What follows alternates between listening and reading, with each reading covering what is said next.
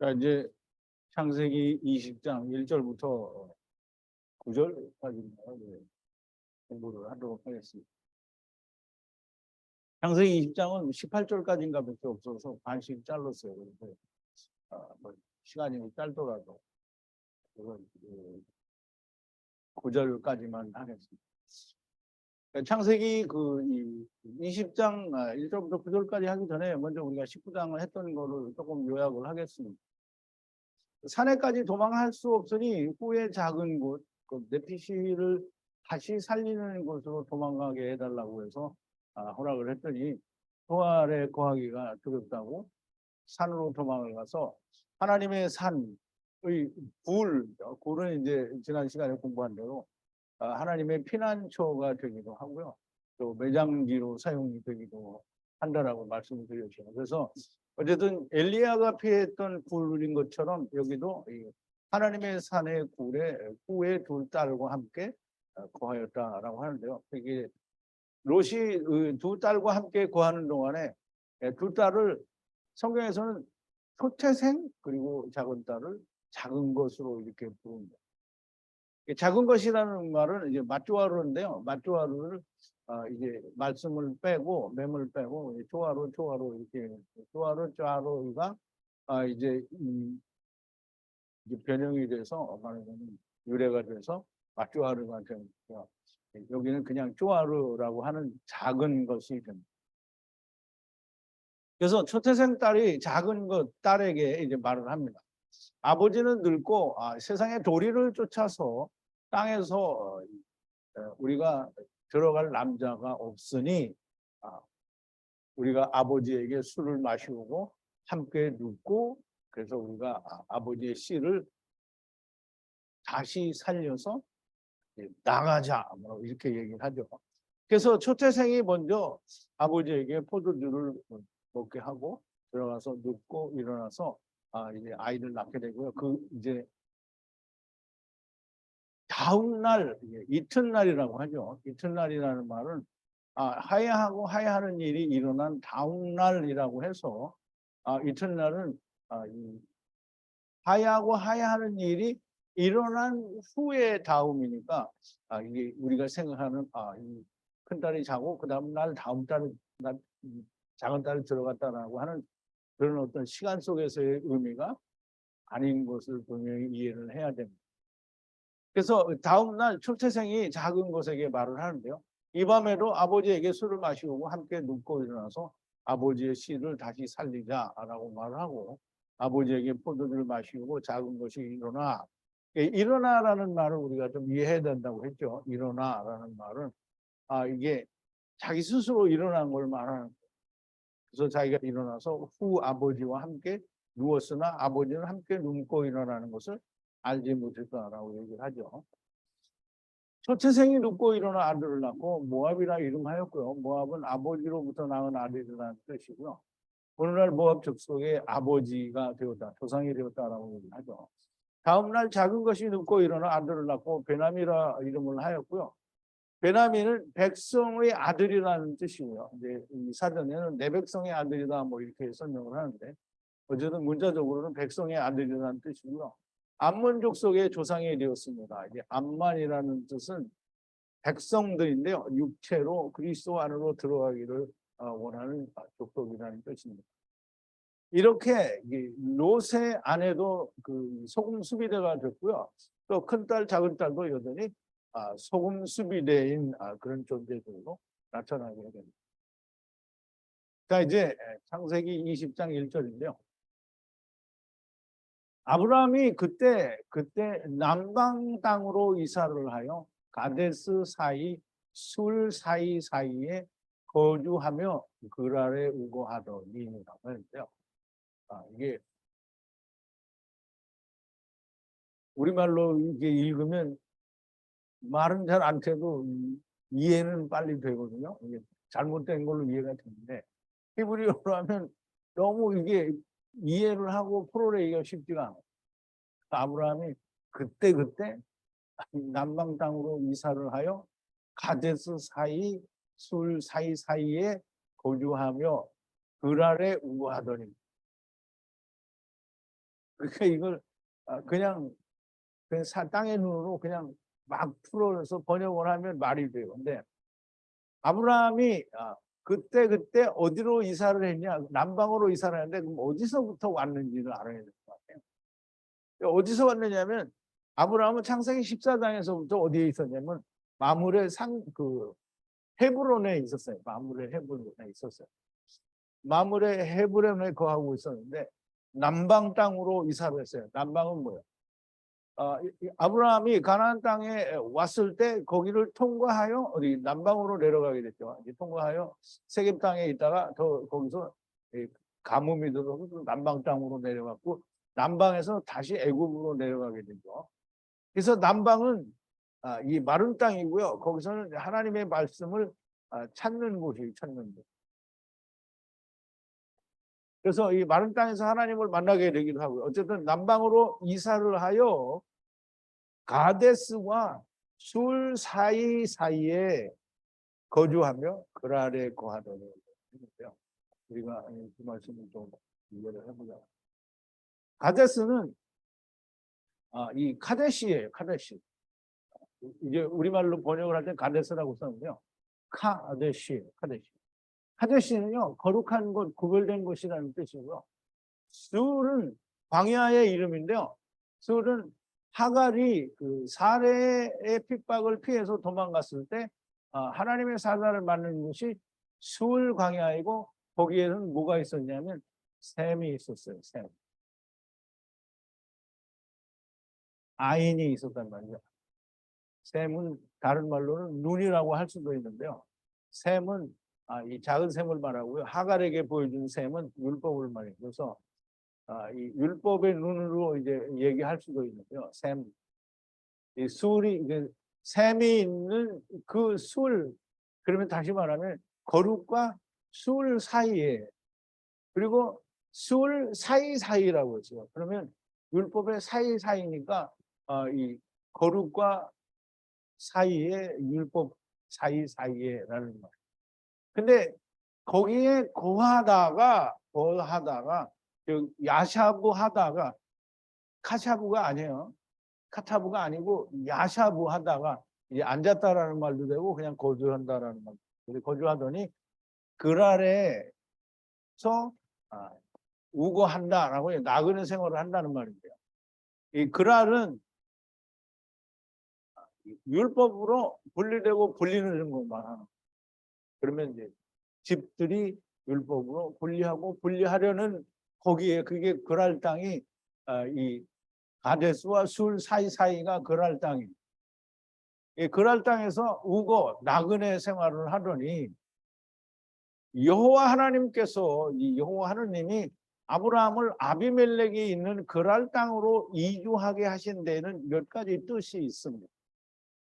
그 첫 번째는 아브라함의 아내는 곧 하나님의 지체이므로 마귀가 하나님의 지체가 된 자를 건드릴 수 없다라는 것을 보여주는 거예요. 이게 마귀한테 한 번 더 경각심을 주기도 하고요.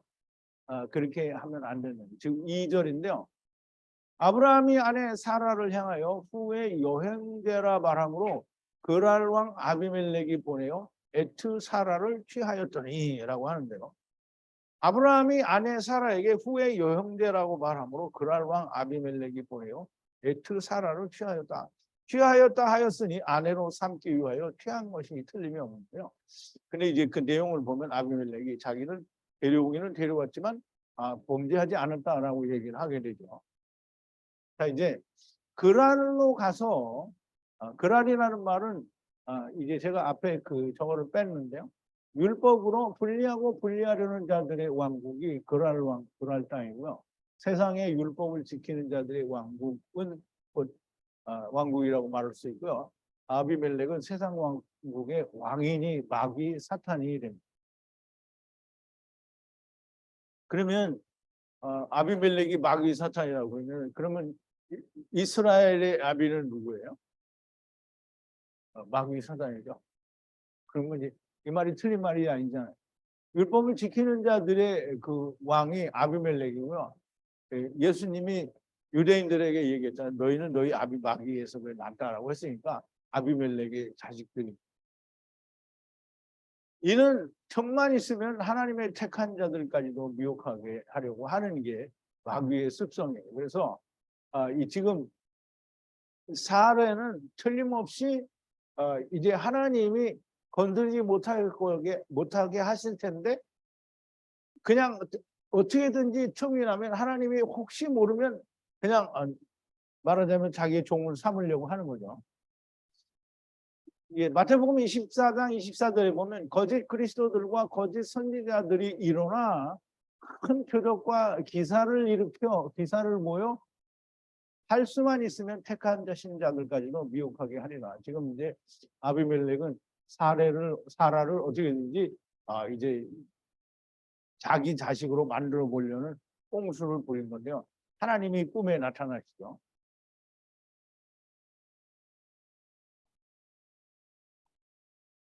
사실 모든 지체들이 지체로 오고 아내로 돌아가는 것입니다. 이게 우리가 이제 처음에 창세기 12장에서 아브라함이 그 애굽에 내려갈 때 아브라함이 얘기하죠. 당신은 내가 보기에 아리따운 사람이라. 당신을 아내라고 하지 말고 누이라 하라.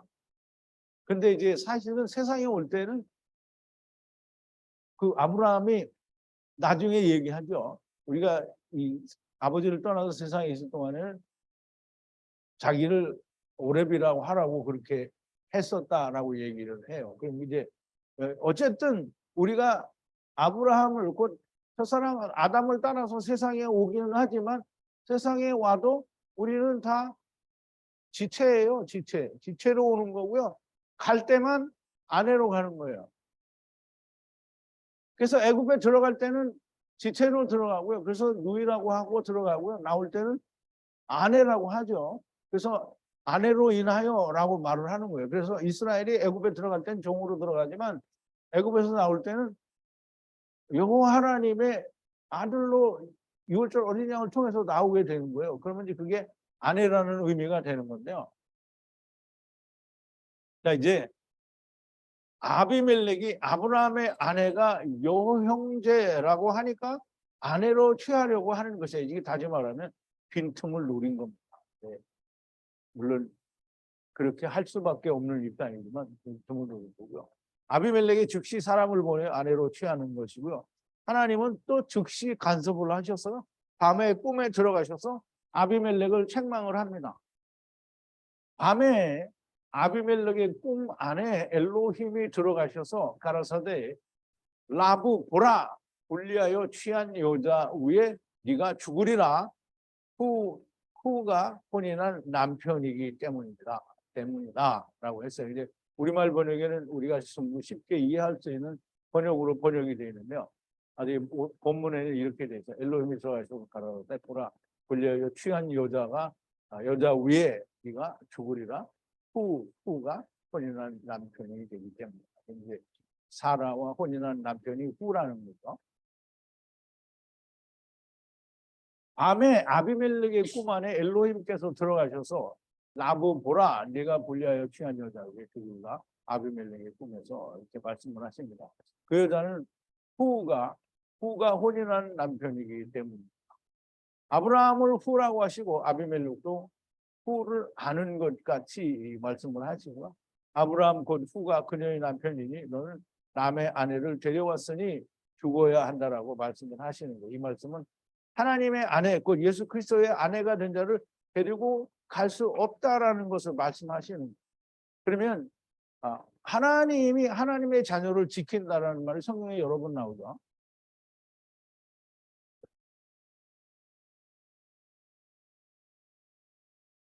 아비멜렉이 향하여 가까이 앉았으니 가로되 주여 의로운 백성도 멸하시나요? 아비멜렉이 하나님께 항변을 하는데요. 주여 의로운 백성도 멸하시나요? 명백히 아내로 취하여 온 것인데 자기가 사라를 아내로 취한 것에 전혀 자기는 문제가 없다라고 항변을 하는 거죠.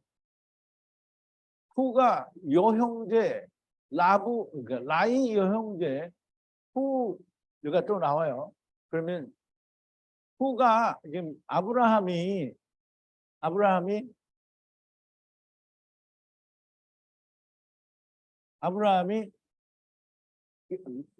그 라이 여형제라고 어, 후 여자 후예요. 여자 후. 이제 아내가 됐으니까 여자 후예요. 여형제 후라고 말하지 않았습니까? 말하지 않았습니까? 이렇게 두 번 얘기를 하는데요. 후 여자 또한 후 여자가 가로되 여형제 후의 후가 형제 오랍이라는 뜻이요. 후가 아브라함이 오랍이라 하니 나는 온전한 마음과 깨끗한 손으로 이것을 행하였나이다라고 얘기를 하게 됩니다. 그러면 이제 여기서 후가 여자라고 하고 또 이 사라에 대해서 히브리어로는 이게 그래서 똑같이 후인데요. 이거는 여성형이에요. 여성형. 굳이 여성형이라고 하는 것은 사라를 후라고도 표현을 하는 거예요. 그래서 여기에도 이 후가 여성형이고요. 또 한 군데 여기도 후가 여성형이에요. 그런데 나머지는 남성형이에요. 그래서 남성형인 경우에는 아브라함을 얘기하고 여성형인 경우에는 사라를 말하는 것으로 그렇게 보여집니다. 그래서 후가 라이 그 말씀 안에서 여형제라고 했고 또 후 여자도 여자 후도 말하기를 이 여자 후가 말하는 게 아니고 여형제 곧 여자 후라고 말하지 않았습니까? 말하지 않았습니까? 여자 후 또한 여자 후가 가로되 형제 오라비 후 아브라함이라고 하니 나는 온전한 마음과 깨끗한 손으로 행했다 이런 말이 되겠죠. 조금 이해가 됐어요? 여자 후 여자 후. 사라는 여자 후고요. 아브라함은 그냥 남자 후에. 그래서 그 부분을 조금 이해를 하시면 좋을 것 같아요. 후가 나이 30의 말씀으로 여형제 후 여자 후라고 말하지 않았습니까? 후 곧 아브라함의 이 30의 말씀으로 여형제로서 후라고 하였습니다. 여자 후도 또한 여자 후가 말하기를 아브라함을 형제 후라고 하였으니 온전한 마음과 깨끗한 손으로 이렇게 행하게 된 것입니다. 여형제라 하여 취하였으니 제게는 잘못이 없지 않습니까? 저를 죽이시면 의로운 자를 죽이심입니다. 라고 이제 아비멜렉이 하나님의 꿈에 자기의 꿈에 나타난 하나님께 항변을 하는 거죠. 아비멜렉이 사라를 아내로 취하였다고 하니 사람들은 아브라함이 아내 사라를 또 팔아먹었다고 하죠. 아브라함이 12장에서도 애굽에 내려갈 때 사라에게 그대는 나를 오랍이라 하라고 했더니 아브라함과 아브라함은 아내를 팔아서 목숨을 연명하는 비열한 인간으로 치부를 해버리게 되죠. 12장에서도 설명을 했지만 우리가 다 세상의 아버지를 떠나 올 때에는 지체로 데리고 옴을 당하지만 갈 때는 다 아내가 되어야 한다라는 말을 우리가 다 공부를 했고 설명을 했습니다. 올 때는 지체이나 갈 때는 아내로 간다는 것을 말씀하시는 것이라고 너무나 명백하게 이해가 되어야만 됩니다. 그러므로 애굽에 내려갈 때 곧 우거하려고 내려갈 때는 지체고요. 그러나 애굽을 나올 때는 당연히 아내가 되어 있어야 되는 거고요. 이것이 첫사람 아담 안에서는 율법을 가진 마귀의 종으로 오지만 마지막 아담 안에서는 예수 그리스도의 일격으로 말미암아 하나님의 아들들로 돌아간다라는 말씀을 하시는 겁니다. 죄의 종에서 의의 종으로 변화가 되는 거예요. 그럼 죄의 종에서 의의 종으로 변화가 된다는 말은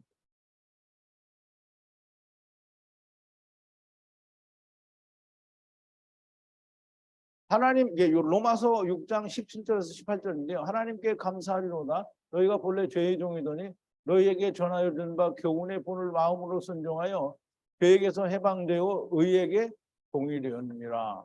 이제 그게 종으로 이제 세상에 왔다가 아들로 돌아간다라는 그런 말씀의 뜻이 로마서 6장 설명이 됩니다.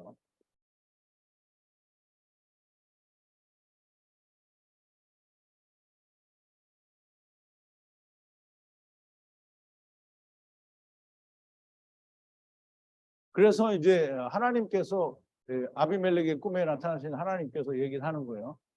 나 또한 네가 온전한 마음과 깨끗한 손으로 이렇게 행한 것을 알기에 네가 죄를 짓는 것을 저지하고 그 위에 손을 대는 것을 주지 않았다라고 말씀을 하십니다. 하나님께서 지키시지 않으시면 마귀는 이를 저지릅니다. 그러나 하나님께서 지키시지 못하는 경우는 존재하지가 않게 되죠. 그래서 요한일서 5장 18절에 보면 하나님께로서 난 자마다 범죄치 않으냐는 이로 우리가 아노라. 하나님께로서 나신 자가 저를 지키시며 악한 자가 저를 만지지도 못하느니라 그랬어요.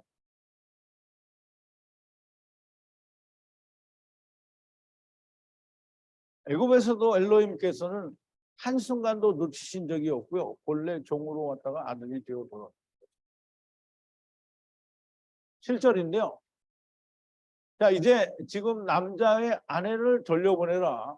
후가 예언자이므로 위하여 기도하리니 네가 다시 살고 만약 돌려보내지 않으면 당신의 모든 물리 라크가 죽고 죽으리라라고 얘기하시는데요. 이제 이씨의 아내를 돌려보내라. 이씨는 곧 후이고 그가 예언자이므로 그가 너를 위하여 기도하리니 네가 다시 살고 만약에 돌려보내지 않으면 너의 모든 라크가 분리가 되고 죽고 죽으리라. 사실상 아비멜렉에게는 돌려보내지 않을 수 있는 옵션이 없어요. 그러니까 아무리 마귀가 하나님의 대적자라고 해도 하나님이 이렇게 해라 이렇게 하면 거의 하나님 나 그렇게 못하겠는데요 라고 하는 그런 옵션이 마귀에게는 없어요. 그러니 우리에게도 마찬가지죠. 그런데 이게 인간에게는 이 마귀도 흔들리게 하는 자기만의 욕심이 있어서 인간은 하나님이 그렇게 하라고 해도 안 하죠. 하나님이 다 이루어 놓으셨는데도 안 믿는 게 인간입니다. 근데 어쨌든 하나님이 말씀을 하셔서 이루시겠다고 하면 하나님을 막을 수 있는 자는 없습니다. 그러니까 하나님이 아비멜렉에 보내라고 하고 돌려보내지 않으면 너와 너의 모든 자가 죽는다라고 얘기를 하시니까 아비멜렉은 즉시 돌려보내게 되죠. 자, 근데 이제 21장에 가면 아비멜렉과 그의 군대 장관 비골이 와서 마귀는 마귀의 일만 하고 하나님은 하나님의 일만 하도록 조약을 맺는 일이 나오게 됩니다. 그래서 사실상 세상의 모든 일은 하나님께서는 하나님의 일만을 하시고 마귀는 마귀의 일만을 하도록 이미 약속이 21장에 그 계약이 나오긴 하지만 이미 그 전에 약속이 돼 있었던 거죠. 21장에서 다시 공부를 하겠지만 마귀의 일은 첫사람 아담 안에서 곧 자기에게 넘겨진 모든 네피시아이들에게 율법을 지키게 하는 것이 자기의 일입니다. 하나님의 일은 어떻게든지 네피시아이들에게 하나님의 아들들을 보고 믿게 하는 일이 하나님의 일입니다. 그러니까 우리가 마귀의 일과 하나님의 일을 우리가 명확하게 좀 이해를 해야 돼요. 근데 이제 사람들이 생각할 때 그렇게 생각하겠죠. 물론 이제 그걸 우리만의 생각이고 교회 다니는 사람들 그렇게 생각 안 할지도 모르죠. 우리 생각에는 하나님은 왜 이렇게 이 하나님의 일을 잘 못하시는가? 왜냐하면 자기들이 볼 때는 막 세계의 기독교인들이 막 몇 억이라고요? 20억이래요? 잘 모르겠는데 하여간 그렇게 많다고 하니까 하나님 잘못하신 것 같지 않은데 오늘 우리가 볼 때는 하나님을 믿고 하나님의 자녀 되는 사람이 왜 그렇게 없는 거예요? 없어. 정말 없잖아요. 너무 없어요. 하나님은 왜 하나님의 일을 그렇게 못하시는가? 우리가 그렇게 생각할 때 있는데요. 우리의 생각이고요. 마귀나 세상 사람들 정말 하나님을 믿는 사람들이 많다고 믿어요. 즉 세상은 자기들이 다 하나님의 자녀라고 믿고 있다는 거예요. 마귀도 그렇고요. 마귀 자식도 그렇고 다 그렇고. 8절인데요. 아비멜렉이 아침 일찍 떠나서 모든 종을 불러 에트 모든 이 말씀을 말하니 이것을 듣고 매우 많은 사람들이 두려워할까라고 하는데요. 아비멜렉이 아침 일찍 떠나요. 근데 어디를 떠났는지 잘 모르겠는데 자기가 떠나서 모든 종을 불러 에트 모든 이 다바르를 말하니 다바르는 이게 1697이고요. 1697이고요. 여기는 1696이에요. 둘 다 다바르예요. 그래서 지금 하나님이 엘로힘께서 아비멜렉의 꿈에 나타나셔서 이 아브라함과 사라에 관한 이 일을 말씀하신 것을 이 자기 종들에게 다 얘기를 했어요. 그 얘기를 하니까 다바르를 다바로 했다는 거예요. 지금 많은 에노시들이 두려워하였다라고 하는데요. 하나님의 참 진리의 음성이 들리게 되면 누구든지 두려워합니다. 하나님을 떠난 자는 하나님의 말씀을 들으면 두려워하게 돼 있어요. 그러니까 이스라엘이 시내산에서 하나님을 만날 때 하나님을 만나니까 어떻게 해요? 두려워서 벌벌벌 떠는 거예요. 하나님의 말씀을 두려워하게 되어 있는데 왜 오늘날 사람들은 하나님의 말씀을 들어도 두려워하지 않는가? 왜 그럴까요? 왜 그럴까요? 여기 답이 써 있나?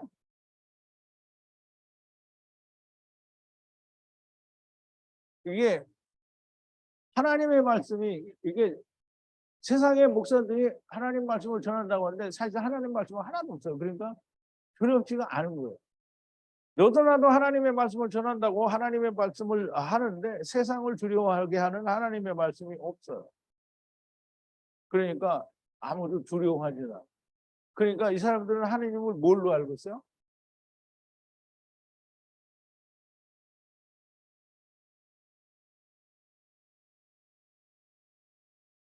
복 주시는 분으로 알고 있어요. 그러니까 복을 주시는 분을 두려워하면 안 돼요. 막 떼를 쓰고 달라고. 그러니까 이게 뭐라고 해요? 보호자를 흔드는 기도를 해야 된다고. 그냥 너가 보면 18장에 보면 불의한 재판관과 과부의 비유를 들어서 쓰러질 때까지 졸라야 된다는 거야. 그렇게 얘기를 하니까 무서울 리가 있어요. 그런 거짓말로 다 얘기를 하는데 절대 무섭지가 않죠. 그렇지만 정말 무서운 하나님은 이 구약에서는 다 때려졌잖아요. 죄가 있으면 무조건 다 때려잡아요. 하나님을 떠난 자는 다 때려잡아요. 그래서 호흡이 있는 자는 하나도 남김없이 다 죽이라고 그래요. 애까지. 그럼 이제 하나님은 사실 되게 무서운 분인데 그러니까 죄에 대하여는 무서운 분인데 그 죄에 대하여 무서운 분을 안 가르쳐줘요. 그러니까 죄에 대하여 무서운 분을 얘기를 안 해요. 이게 하나님은 기도하면 뭐든지 들어준다는 거야. 그러니까 내가 가는 걸음걸음을 하나님이 나를 따라다니면서 지켜준다고 하니까 이놈의 인간들이 하나님을 두려워할래야 두려워할 수가 없죠. 하나님은 자기 종인데. 그렇지 않아요? 하나님이 종이에요. 그러니까 두려워하진 않죠. 하나님 말씀이 없으니까 두려워하진 않아요. 자, 이제 9절이네. 벌써 마지막에. 아비멜렉이 아브라함을 불러 가로되 라보 무엇을 행하였느냐. 이제 우리말에는 네가 어찌하여 이렇게 행하였느냐라고 하는데 히브리 말에는 그렇게 안 돼 있고요. 네가 뭘 한 거냐 지금 뭘 행한 거냐. 그 네가 한 것 때문에 내가 너 아내를 내가 데려간 거 아니냐.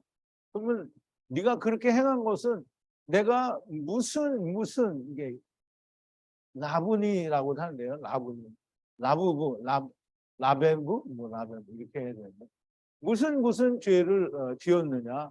그래서 왕국 위에 큰 죄에 들어갈 분리 마세를 함께 만들지 않았다. 이게 참 말이 어려워요. 너무 어려워. 그럼 이제 아비멜렉은 뭐냐면 무슨 우리가 죄를 졌느냐. 이 왕국 자기의 왕국이 그 위에 큰 죄에 들어갈 그런 분리될 일을 내가 만들지는 않았다라는 거죠. 그런 거를 하지 않았다는 거죠. 자기는 하나님께도 말씀을 드렸지만 자기는 온전한 마음으로 그 일을 했다는 거고요. 아브라함을 이제 책망을 하는 거죠. 왜 그렇게 했냐고 책망을 하는 건데 아비멜렉이 아브라함을 불러 무슨 짓을 한 거냐? 우리가 무슨 죄를 지었느냐? 나의 왕국 위에 큰 죄에 들어가게 할 만한 아세르 마아세를 함께 만들지 않았다라고 얘기를 합니다. 근데 참 이 말 자체가 이것 때문에 고민을 되게 했는데요.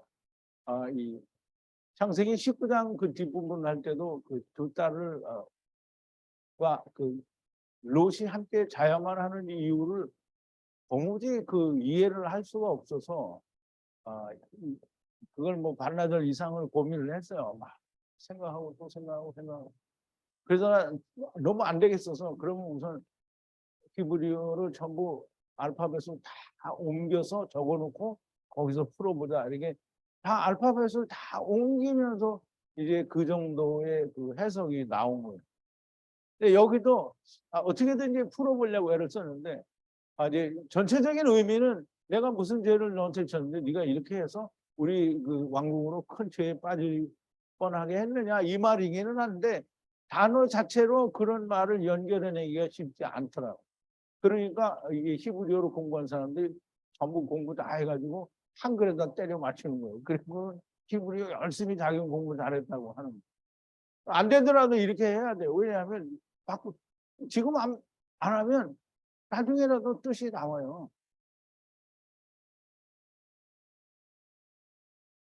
마귀는 항상 할 수만 있으면 택하신 자들까지도 미혹을 하려고 합니다. 아브라함에게 그 항변하는 것은 자기의 행동에 대한 핑계를 대는 것이고요. 하나님은 언제나 지키시고 계시고 마귀는 호시탐탐 노리고 있는 거예요. 아비멜렉 곧 마귀는 말도 안 되는 핑계를 대는 것이지만 이 일을 통해서 하나님은 하나님의 백성들을 지키신다라는 것을 너무나 명백하게 보여주시는 거예요. 자 이제 그럼 오늘 이제 창세기 20장 1절부터 9절까지 히브리어 강의는요 여기까지 하겠습니다.